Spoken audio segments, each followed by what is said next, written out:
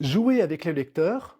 ça, c'est le nec plus ultra quand on écrit un livre. Parce que, bon, j'imagine que certains auteurs écrivent pour eux, pour se faire plaisir ou pour développer leur intrigue, mais moi, ce qui m'intéresse, c'est d'imaginer la tête du lecteur ou de la lectrice. Je trouve que se mettre à la place du lecteur, c'est vraiment super jouissif parce que l'objectif, c'est de donner forcément, d'offrir une chouette histoire, mais pas juste une chouette histoire, il faut que ça parle, il faut que ça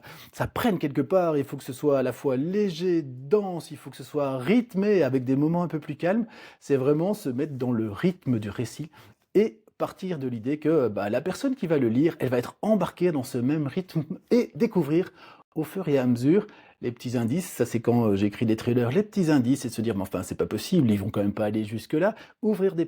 fausses pistes, fermer des fausses pistes, et puis que la solution du livre soit dans les 10 dernières pages, même si on a compris un peu ce qui se passe, même si la solution, c'est dans les dernières pages. Et avec mon dernier livre, Sexode, on se prend 2 claques dans les 10 dernières pages, et puis aussi dans les 2 dernières pages, et ça, c'est génial.